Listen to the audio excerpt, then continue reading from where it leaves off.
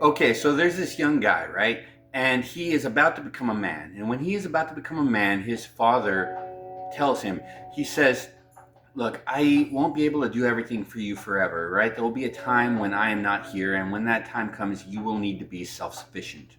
So, how did the father get him self sufficient? Well, he gave his son a few gold coins to start off with, something to make his fortune with. And he also gave him two clay tablets, and the clay tablets had on them the instructions on how to make wealth. So, the father sends his son out into the wild, and by the wild, I mean, the big city. He sends him out there in order to become self sufficient, to become the man that he's supposed to be.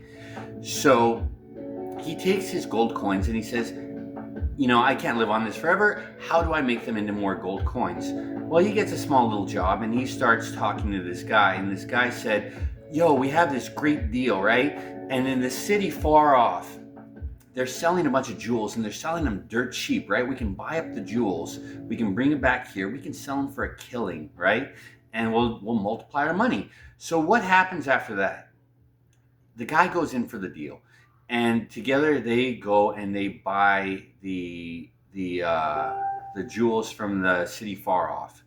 And when they get them back, it takes them a minute, but they discover they weren't jewels at all. They were pieces of glass cut, disguised to look like jewels. So the guy lost his gold.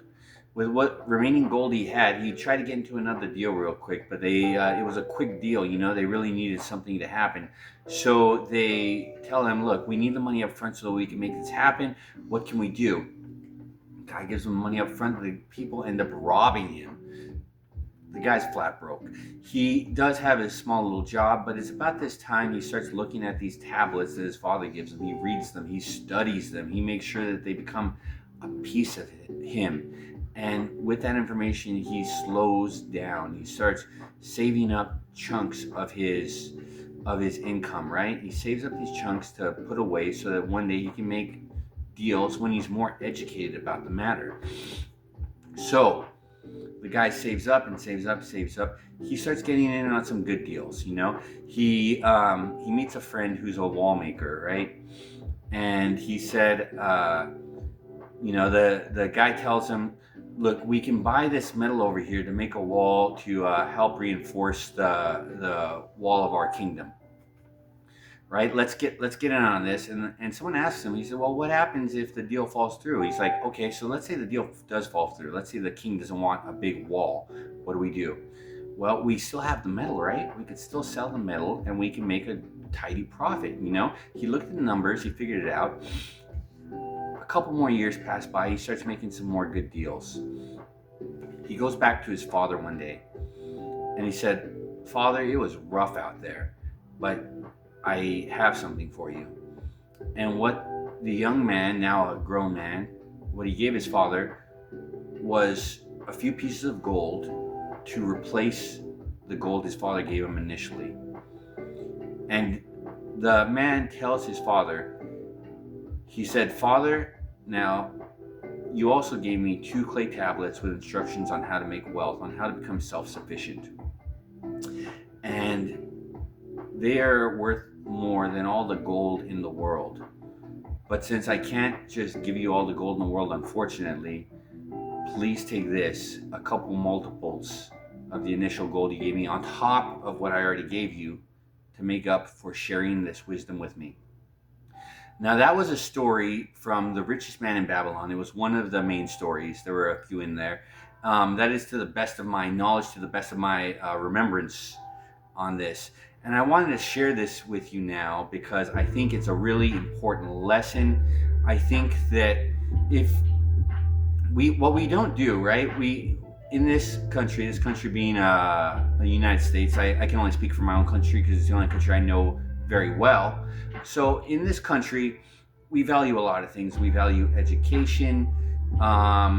We tend to, but when after all, that's why we put in so much money to go to school, right? But formal education gets you a job. It's self-education. It's what you do on the off hours to get you everything else. People don't realize this, right? But they have at least every person, every adult has at least 2 jobs for most of their life. The jobs are this: you got your day job, that is your main source of income, and you got the second job as CEO of your own portfolio. You are the CEO of your own portfolio. Never forget that, because a job will get you money, but you know what? It'll keep you just over broke. That's why it's called a job.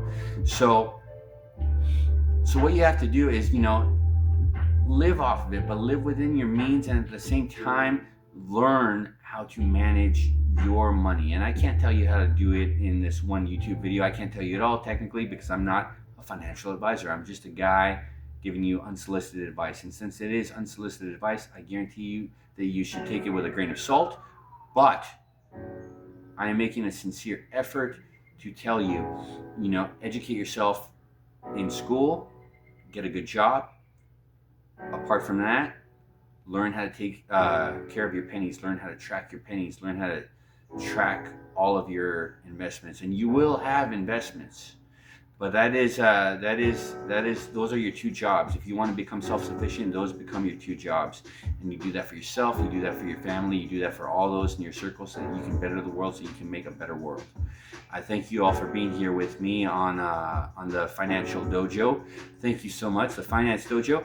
And this has been a really awesome video to make, so I'm glad that we made it together. Thank you so much, one and all. Love you all. Peace.